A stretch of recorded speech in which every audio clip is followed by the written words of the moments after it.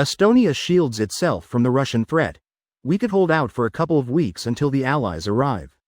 Here's a summary of the article. In the first months of the large-scale invasion of Ukraine, launched in February 2022, the Russian army occupied 46,000 square miles, almost triple the size of Estonia, which has an area comparable to Switzerland, the Netherlands, or Denmark. The vulnerable situation of the Baltic republics, three allies that are especially threatened by Russia, all of them lacking strategic depth and sizable armies, has forced NATO to reconfigure its defense strategy for the region over the last 24 months. We would be able to resist an invasion for a couple of weeks, Taikerpuu estimates, long enough until Allied reinforcements arrive. During a trip organized by the Estonian Ministry of Defense, the colonel tells El País that a large part of the 19,000 Russian soldiers who were posted just a few miles from Estonia in 2022 are now in Ukraine, or dead. Even so, Estonia's intelligence services stated in a recent report that Moscow plans to increase its troop presence near the border to almost 40,000 in the coming years.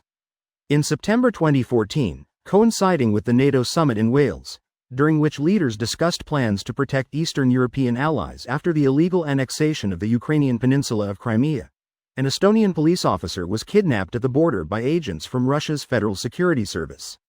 In Luhamaa, one of the 4 border posts between EU community territory and Russia that remain open, dozens of truck drivers and a few families in private vehicles suffer the consequences of the tension between Estonia and its gigantic neighbor.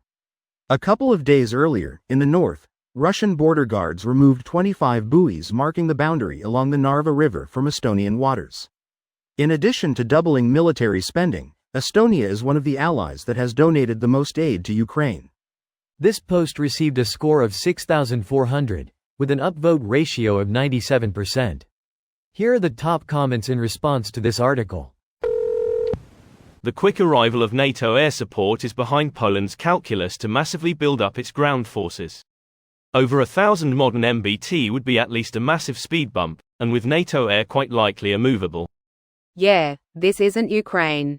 This is a long-range artillery and armor protected by overwhelming air power, even without the US.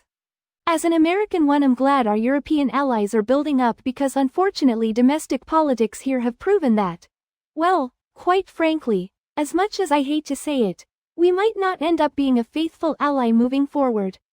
Given Russia's performance in Ukraine versus their equipment, and given how much time, influence, money, personnel etc. prepped the ground for their invasion, and given they still aren't doing that well despite that, I have a feeling Russia isn't ready to go toe-to-toe with NATO even if the US removes itself from the equation. That said, it's really not an ideal situation if Russia manages to seize any pieces of Ukraine, not just for the Ukrainians themselves but also in that it is a country that has about 1/3 the population of Russia by itself as well as being quite plentiful in resources and access to the Black Sea, etc. Russia is lucky the conflict in Ukraine is limited in Ukraine. Only this month, after more than 2 years, Ukraine has permission to hit targets inside Russia. A direct conflict with NATO means that any military installation or personnel anywhere in Russia is free game. It would be obvious that all the major cities will be targeted and hit from day one. And especially Eastern European armies will hit targets deep inside Russia by using infiltrated units that maybe are already in Russia. Russia knows this very well, that is why is very careful not to involve NATO. As much as they may use brinksmanship to pretend otherwise, Russia is not interested in a true escalation to nuclear war. It would certainly be better to lose the war in Ukraine and retreat, retaining a position as merely the dictator of Russia, than it would be to use nukes, considering even if Russia won that exchange it would then be the hegemon of a pile of cinders. As such, I don't foresee too much direct escalation in the near future, and if escalation does start occurring I expect Russia to blink first. It's not a risk I'd ever want to actually take, but even so. Russia saber rattles for its own domestic consumption and to worry the electorate in NATO countries. The actual reality is Russia does not have the resources to fight NATO. They've been bashing themselves against the wall in Ukraine for 2 years, using up munitions, manpower and equipment. Now imagine the combined militaries of all of NATO come to bear on Russia.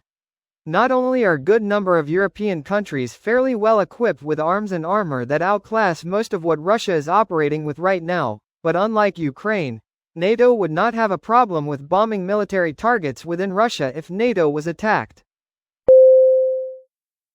This video was automatically created by Reddit to speech. The article and comments in this video were selected from Reddit according to their upvotes, and any paraphrasing was performed by smmry.com, without any human intervention.